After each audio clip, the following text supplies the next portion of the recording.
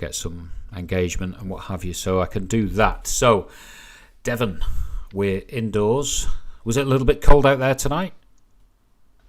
Yeah, it was quite cold. It's good to be back inside. It's good to be with the family. Well, it was fun to have you on the bus, and then we had a walk through the avenues of Douglas, and we lost your signal just I think when you came home. So you're back on track. I'm really interested in the neighbourhoods that you've been working in, that you've been engaging with the residents, because you've seen a complete spectrum of lifestyles, haven't you? Yeah, I have. So you see a massive range of houses. You see mansions in Derby Square. You see rental accommodation in central Douglas that is substandard. You see good, decent family homes that have been good, long-standing townhouses for about 160 years now. And you see newer builds of varying quality. But you also see a lot of different families. Douglas is incredibly diverse. Douglas has an incredible range of incomes. Douglas needs to be able to accommodate to people who are both retired, people who are kids, people who are families, people who work from home. And you see a diverse assortment of interests in Douglas. Tell me, I mean, you're a great champion of green issues. You're in the Climate Change Coalition, and you've been in that for some time. Okay, so I'd say you're probably one of the founder members, if you like. How important is recycling and waste management in Douglas for you? Cycling is incredibly important. We know that our facilities are not where they should be. We also know that when it comes to recycling, there are certain commissioners that do an excellent job, like Braddon. We know that amenity sites like the Western amenity site leaves us shame. So that we really need to start investing in our recycling and investing in renewable energy as well. There's a lot that the Douglas Council can do, both in terms of recycling and waste management, by creating better incentives, by creating facilities in town where you're able to recycle. There's no reason why more bins shouldn't give you the option to throw away a variety of different types of refuse in what is a more sustainable way. But then Douglas Council needs to go a step further with green issues. They need to divest local pension funds from fossil fuels, which is something we've seen a number of universities and institutions in the UK do, which has had a massive, both symbolic and actual impact on the economics of climate change. And we also need to start taking considerations toward erecting solar panels and renewable energy on council houses and government buildings. So tell me, when you're doing the doorsteps, how much of an issue is that with the residents? Do they care, or are they just tossing their refuse in the bin? Residents do care. I mean, I think residents feel as though recycling could be made a lot easier. Greater assortment of recycling can be done. Residents who do recycle do often have gripes about residents who don't. I mean, you see the amount of waste we produce, and it's far higher than what the global average citizen produces in terms of waste. So we need to create incentives that allow people to make this an easier option. I myself didn't recycle for a very long time. It's only when I met my current partner that I ended up doing it. I think that these things are largely habitual, and it's only through by changing habits that we can sort of change the way we consume energy and goods. But you do see green issues as being a massive part of people's lives. So people do complain that their electric cars don't have anywhere to charge. People complain that accessing renewable energy is difficult. So you're telling me really that the Isle of Man resident, on average, is consuming more goods and producing more waste. Is that in a nutshell, do you think? Yeah, because I mean we do have an economy that's we do produce higher than the global average. I mean, I suppose that everybody in the West produces and consumes more than they do in the global average. I think we need to look, when it comes to recycling, toward countries like Taiwan, countries like Germany, countries like Estonia, countries like Iceland, Norway, Sweden, and even many city councils in the UK, whereby recycling is a much larger part of the culture of the city. So we need to start building up those cultural habits, because we can be doing more. And as the eighth richest country on earth, we can be doing a lot more in terms of improving our environmental initiatives. I sense that you feel like a lot of others do, that the Isle of Man seems to lack that energy and the enthusiasm to look at green initiatives, to look at serious public transport, to look at what exactly are we doing with our waste, where is it going. So is that a culture issue? Is that right across the board, or are people being held back? I mean, I think people are being held back. I think in terms of communication, a lot of people seem to think that a lot of our waste it gets dumped straight into this incinerator. There are actually 5 places in the UK, or 5 facilities, where it actually gets shipped over and it gets processed into new materials. Andrew Bentley did a great job of communicating that. So I think one is about communication. People have a lot of concerns about green energy and a more environmental way of living. There's been a lot of fear generated by this, by people who find it far more profitable to keep things the status quo is as it is. So you were looking at refuse collection in the ward that you've been covering. You think we should have bring banks, we should have more education, more collections? I don't know. Are they doorstep collections? I'm not quite sure really how they do things in Douglas.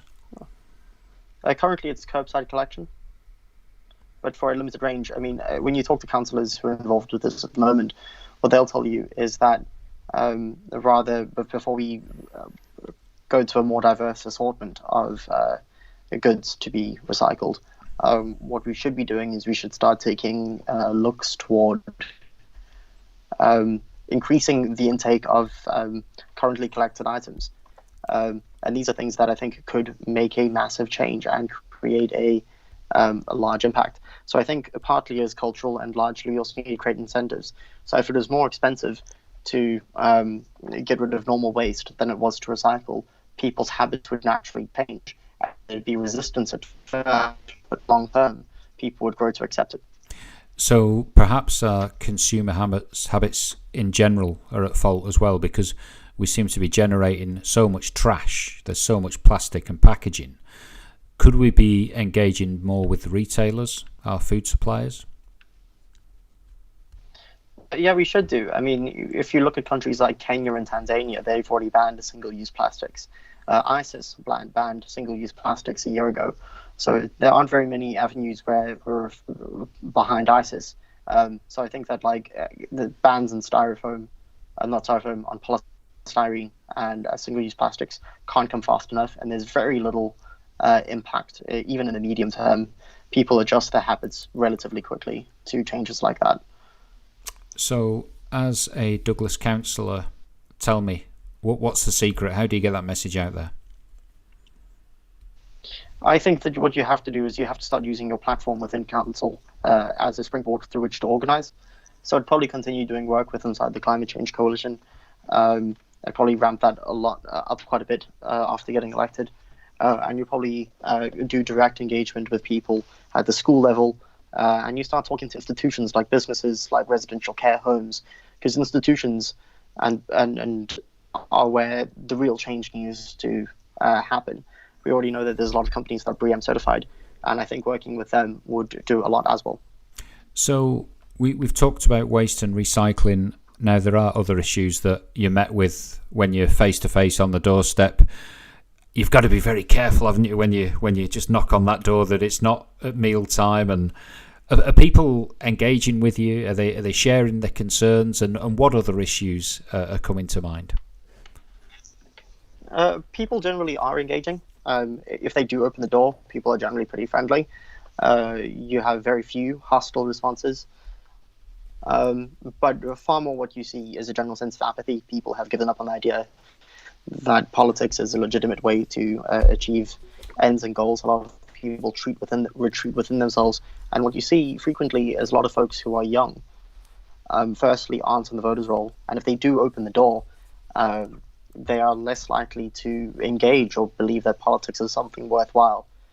People have become quite jaded. People have become quite cynical. and people are less likely to believe that change is possible, which is why it's incumbent on us, if we do get in, to start making effective changes immediately in order to rebuild their faith back up in the state. I really admire what you say there, and it's so important that we get those voter turnouts increased, isn't it? Because the percentages have been low over the years, but I don't think we've had the same level of campaigning as what you and other competitors for the two seats have been getting involved in. Would that be fair? I think you must have visited all the houses in the ward between you. Yeah, so I think I've visited well over 1,000 houses in the past 3 weeks, of which most people are not home. And then myself and through various volunteers and surrogates, we've ended up visiting a much higher proportion. So I think we've managed to cover almost all of the 1,600 houses in the ward. So the level of campaigning, I think, has been really well organized, but only because there's a pre-established network of people who are really hungry for change, and they're using the campaign of both myself and Sam as a vehicle to see that happen, which is really exciting. And another one is the Manx Labour Party. The Manx Labour Party has been an absolutely invaluable institution in getting this forward. It has a lot of goodwill in the community, and the Manx Labour Party has a lot of people who are willing to put of time and effort into hear what we have to say as a result. Well, it's admirable that you've engaged with all those potential voters, but you've actually used up some the rubber off the sole of your shoe, and I'm sure the experience of meeting people and seeing the environment from a different stance has been most valuable.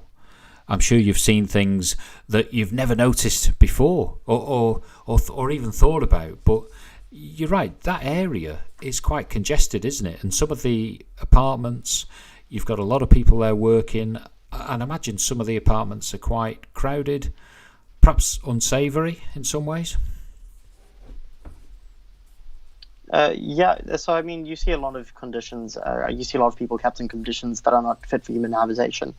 And I've started making a lot more noise about some substandard accommodation within the council.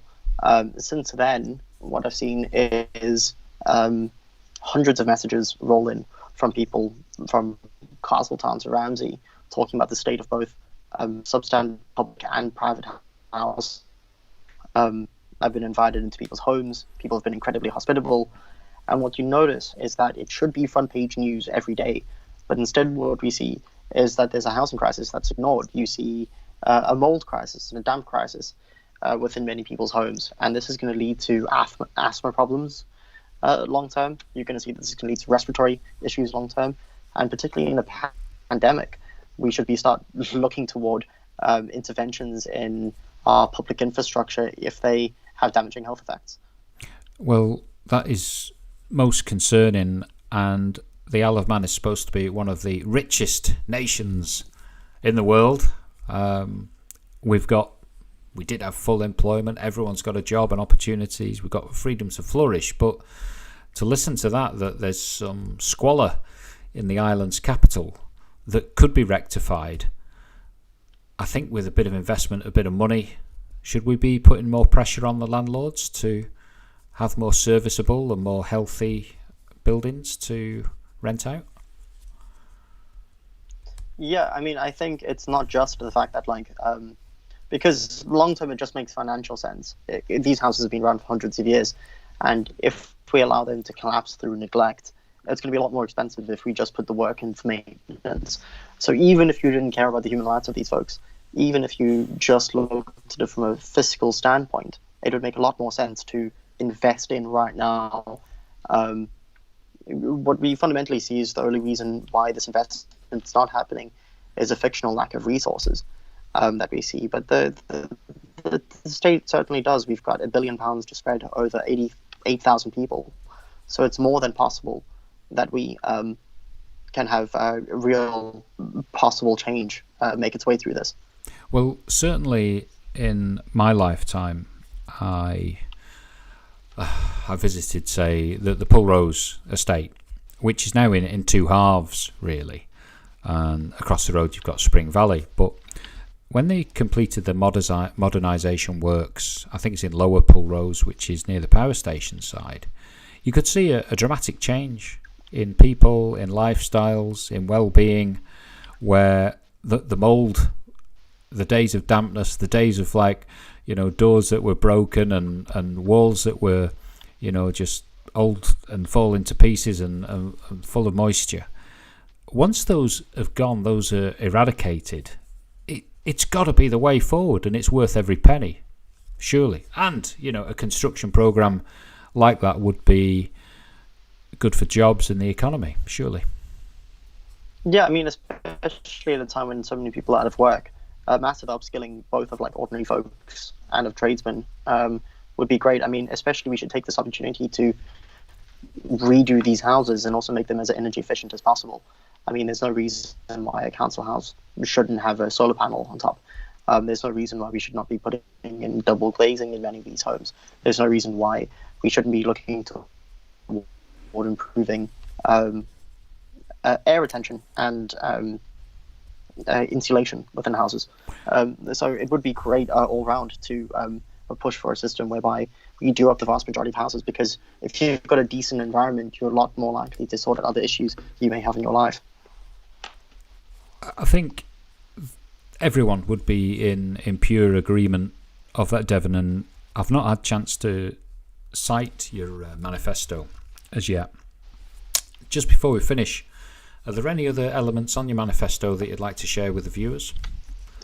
Yeah, so we've spoken about the consequential issues of housing provision, but there's a few other things we think that could be small improvements that would make life in Douglas much easier. So I think that if we could have urban fruit trees around, this would not only help us capture carbon and provide a habitat for native wildlife, it would allow us to get a public resource for free in terms of fruit. It would make our city more attractive. We could invest in public art. We could invest in tool libraries that allow people to borrow things other than books from our libraries, such as a power washer or a ladder or an angle grinder or a circular saw that you may want to have access to, but you may not necessarily need to buy and let rot in your shed. I think we can do a lot more, make small technocratic changes that would rebuild people's faith back in the government. And then we can probably expect them to vote in the future if they see the government actually engaging with them.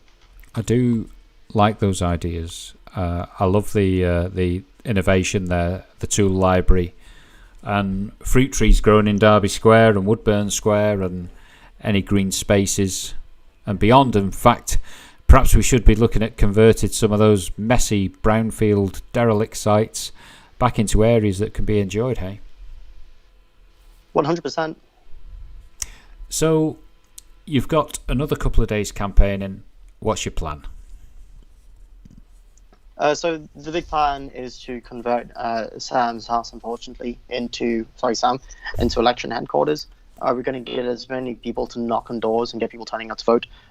We need to get transport so that folks in old age homes have access to vote that they currently might not have at the moment. And I'll be at Ballycombe tomorrow talking to kids about the importance of political parties and voting. And lastly, I think it'll be just rallying people and getting the last few advertisements out on Facebook, getting folks engaged and aware that there's an election afoot. Well, Devon, it's been a real pleasure speaking to you on the top deck of the bus, then through the streets of Douglas, and now you made it home and we connected again. And I admire your efforts, and I wish you all the best in the next couple of days, and hopefully yourself and Sam will save a success on Thursday night. So farewell. Thank you very much, Dad. Much appreciated.